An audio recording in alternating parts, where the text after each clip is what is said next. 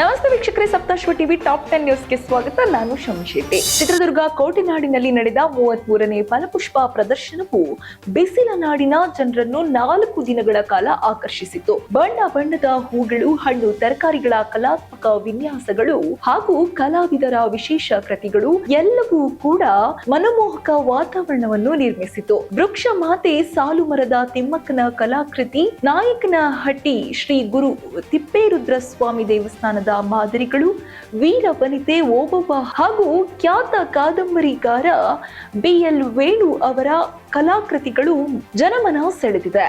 ಈ ಪ್ರದರ್ಶನವು ಪ್ರಕೃತಿ, ಸಂಸ್ಕೃತಿ ಮತ್ತು ಕಲೆಯ ಅದ್ದೂರಿ ಸಂಭ್ರಮವಾಗಿ ಚಿತ್ರದುರ್ಗದಲ್ಲಿ ನೆನಪಾಗುವಂತೆ ಮಾಡಿತು. ತುಮಕೂರು ಜಿಲ್ಲೆಯ ತುರುವೇಕೆರೆ ತಾಲೂಕಿನ ಗೋಣಿ ಗ್ರಾಮದಲ್ಲಿ ನಡೆದ ಘಟನೆಗೆ ಸಂಬಂಧಿಸಿದಂತೆ ದಲಿತ ನವ ದಂಪತಿಯನ್ನು ದೇವಾಲಯದಿಂದ ಹೊರ ಕಳಿಸಿದ ಪ್ರಕರಣದ ಬಳಿಕ ತಹಶೀಲ್ದಾರ್ MN ಕುಂಜಿ ಅಹಮದ್ ಅವರು ನವ ದಂಪತಿಗೆ ದೇವಾಲಯ ಪ್ರವೇಶ ಮಾಡಿಸುವ ಮೂಲಕ ವಿನೂತನ ಕಾರ್ಯಕ್ಕೆ ಮುಂದಾಗಿದ್ದಾರೆ. ಈ ಮೂಲಕ ಗ್ರಾಮದಲ್ಲಿ ಸವರ್ಣೀಯರು ಮತ್ತು ದಲಿತರ ನಡುವಿನ ಸಂಘರ್ಷಕ್ಕೆ ಬ್ರೇಕ್ ಹಾಕುವ ಪ್ರಯತ್ನ ನಡೆದಿದೆ. ಜಾತಿ ಸಭೆಯ ನಂತರ ತಹಶೀಲ್ದಾರ್ ಜಾತಿ ವಿಷಬೀಜ ಬಿಡಿ, ಬಸವಣ್ಣನವರ ತತ್ವ ಪಾಲಿಸಿ ಎಂಬ ಸಂದೇಶ ಸಾರಿದ್ದು ಗ್ರಾಮಸ್ಥರಿಗೆ ಕಾನೂನು ಪಾಠ ನೀಡಲಾಗಿದೆ. ಪೊಲೀಸ್ ಬಂದೋಬಸ್ತ್ ನಡುವೆ ದೇವಾಲಯ ಪ್ರವೇಶ ಪಡೆದ ದಲಿತ ಕುಟುಂಬ ಸಂತಸಗೊಂಡಿದ್ದು, ಮುಜರಾಯಿ ಇಲಾಖೆಗೆ ಸೇರಿದ ದೇವಾಲಯ ಎಲ್ಲರಿಗೂ ಮುಕ್ತ ಪ್ರವೇಶವಿದೆ ಎಂದು ಅಧಿಕಾರಿಗಳು ಸ್ಪಷ್ಟಪಡಿಸಿದ್ದಾರೆ. ತುಮಕೂರು ಜಿಲ್ಲೆಯ ಹುಣಸೇಹಳ್ಳಿ ಬಳಿ ಆನೆ ದಾಳಿಯಿಂದ 2 ಕಾರ್ಮಿಕರು ಮೃತಪಟ್ಟ ಹಿನ್ನೆಲೆಯಲ್ಲಿ ಅರಣ್ಯ ಸಚಿವ ಈಶ್ವರ್ ಖಂಡ್ರೆ ತುರ್ತು ಸಭೆ ನಡೆಸಿ ಅಧಿಕಾರಿಗಳಿಗೆ ಕಟ್ಟುನಿಟ್ಟಿನ ಸೂಚನೆ ನೀಡಿದ್ದಾರೆ. ವನ್ಯಜೀವಿಗಳ ಸಂಚಾರ ಕಂಡುಬಂದ ಕೂಡಲೇ ಕಮಾಂಡ್ ಕೇಂದ್ರದಿಂದ ಸ್ಥಳೀಯ ಮುಖಂಡರು, ತೋಟ ಮಾಲೀಕರು ಮತ್ತು ಕಾರ್ಮಿಕ ಸಂಘಟನೆಗಳಿಗೆ ತಕ್ಷಣ ಮಾಹಿತಿ ರವಾನಿಸಬೇಕು ಎಂದು ಆದೇಶಿಸಲಾಗಿದೆ. ಮಾನವ ಜೀವ ಅತ್ಯಮೂಲ್ಯವಾಗಿರುವುದರಿಂದ 24x7 ನಿಗಾ ವಹಿಸಿ ಆನೆಗಳನ್ನು ಸೆರೆ ಹಿಡಿಯಲು ಥರ್ಮಲ್ ಡ್ರೋನ್ಗಳಂತಹ ತಂತ್ರಜ್ಞಾನ ಬಳಸಬೇಕು ಎಂದು ಸಚಿವರು ಹೇಳಿದ್ದಾರೆ. ಮುನ್ನೆಚ್ಚರಿಕೆ ನೀಡಿದ ನಂತರವೂ ಕಾರ್ಮಿಕರನ್ನು ತೋಟಕ್ಕೆ ಕಳುಹಿಸಿದರೆ ಮಾಲೀಕರ ವಿರುದ್ಧ ದೂರು ದಾಖಲಿಸುವಂತೆ ಸೂಚನೆ ನೀಡಲಾಗಿದೆ. ಈಗಾಗಲೇ ಆಲ್ದೂರು ಭಾಗದಲ್ಲಿ ಕಾಡಾನೆ ಸಂಚಾರದ ಬಗ್ಗೆ ಆಡಿಯೋ ಎಚ್ಚರಿಕೆಗಳನ್ನು ಸಾಮಾಜಿಕ ಜಾಲತಾಣಗಳಲ್ಲಿ ಹಂಚುವ ಕಾರ್ಯ ಆರಂಭವಾಗಿದೆ. ಕೋಲಾರ ಜಿಲ್ಲೆಯ ಬಂಗಾರಪೇಟೆ ಶಾಸಕ SN ನಾರಾಯಣಸ್ವಾಮಿ ಪೌರ ಕಾರ್ಮಿಕರೊಂದಿಗೆ ಸಭೆ ನಡೆಸಿ ಪಟ್ಟಣದ ಸ್ವಚ್ಛತಾ ಕಾರ್ಯಗಳ ಕುರಿತು ಸಮಾಲೋಚನೆ ನಡೆಸಿದ್ದಾರೆ. ಮುಂಜಾನೆ ಪುರಸಭೆ ಆವರಣಕ್ಕೆ ಭೇಟಿ ನೀಡಿದ ಶಾಸಕ ಕಾರ್ಮಿಕರ ಸಮಸ್ಯೆಗಳನ್ನು ಆಲಿಸಿ ಪರಿಹಾರಕ್ಕೆ ಭರವಸೆ ನೀಡಿದ್ದಾರೆ. ಕಸ ವಿಲೇವಾರಿಯಲ್ಲಿ ವೈಜ್ಞಾನಿಕ ವಿಧಾನಗಳನ್ನು ಅನುಸರಿಸಿ ಕಸವನ್ನು ವಿಂಗಡಿಸಿ ನಿರ್ವಹಣೆ ಮಾಡಬೇಕೆಂದು ಸೂಚಿಸಿದ್ದಾರೆ.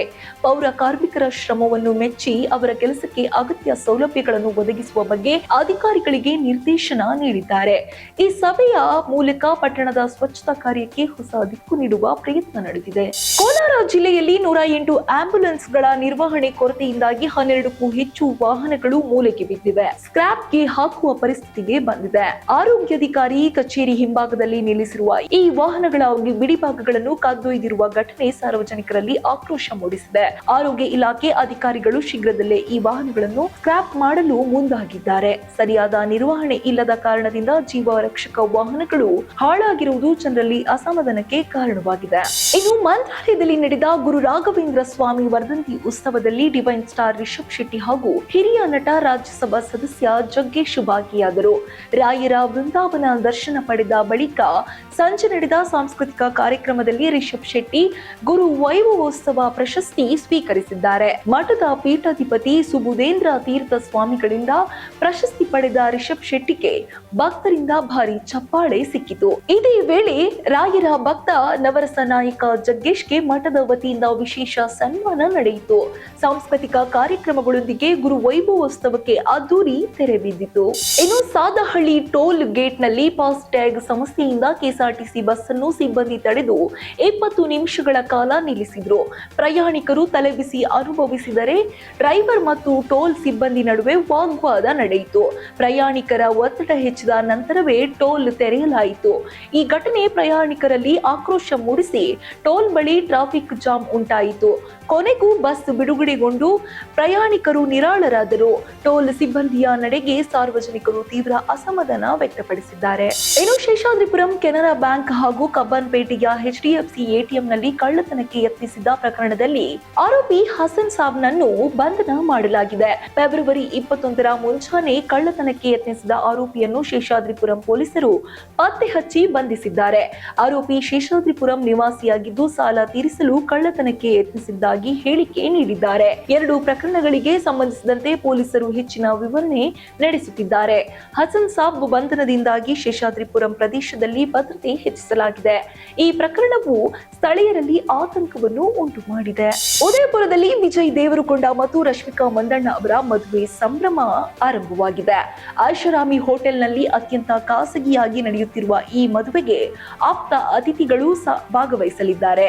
ರಶ್ಮಿಕಾ ಗೆಳತಿ ಆಶಿಕಾ ರಂಗನಾಥ್, ಸ್ಟೈಲಿಸ್ಟ್ ಶ್ರಾವ್ಯ ವರ್ಮಾ ಹಾಗೂ ನಿರ್ದೇಶಕ ತರುಣ್ ಭಾಸ್ಕರ್ ಸೇರಿದಂತೆ ಹಲವರು ಈಗಾಗಲೇ ಹಾಜರಾಗಿದ್ದಾರೆ.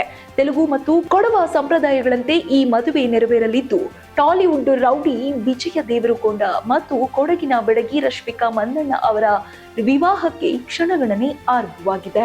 ಇನ್ನು ರಾಯಚೂರು ಜಿಲ್ಲೆಯ ದೇವದುರ್ಗ ತಾಲೂಕಿನ ಸಿದ್ದಾಪುರ ಗ್ರಾಮದಲ್ಲಿ ಅಕಾಲಿಕ ಮಳೆಯಿಂದಾಗಿ ಕೃಷ್ಣಗೊಲ್ಲರ ಅವರ 7 ಎಕರೆ ಸಜ್ಜೆ ಬೆಳೆ ನೆಲಕ್ಕುರುಳಿದೆ. ಸಾವಿರಾರು ರೂಪಾಯಿ ಖರ್ಚು ಮಾಡಿ ಬೆಳೆದಿದ್ದ ಬೆಳೆ ಹಾನಿಯಿಂದ ರೈತ ಕಂಗಾಲಾಗಿದ್ದಾರೆ. ಗಾಳಿ ಮತ್ತು ಮಳೆಯಿಂದಾಗಿ ಜಿಲ್ಲೆಯ ಕೆಲವೆಡೆ ಭತ್ತ, ಜೋಳದ ಬೆಳೆಗೂ ಹಾನಿ ಸಂಭವಿಸಿದೆ. ಕೂಡಲೇ ಬೆಳೆ ಪರಿಶೀಲನೆ ನಡೆಸಿ ಪರಿಹಾರ ನೀಡುವಂತೆ ರೈತರು ಸರ್ಕಾರದ ಮುಂದೆ ಬೇಡಿಕೆ ಇಟ್ಟಿದ್ದಾರೆ. ಇದಿಷ್ಟು ಈ ಹೊತ್ತಿನ ಟಾಪ್ 10 ನ್ಯೂಸ್ಗಳು. ಇನ್ನಷ್ಟು ಸುದ್ದಿಗಾಗಿ ನೋಡ್ತಾ ಇರಿ ಸಪ್ತಾಶ್ವ ಟಿವಿ.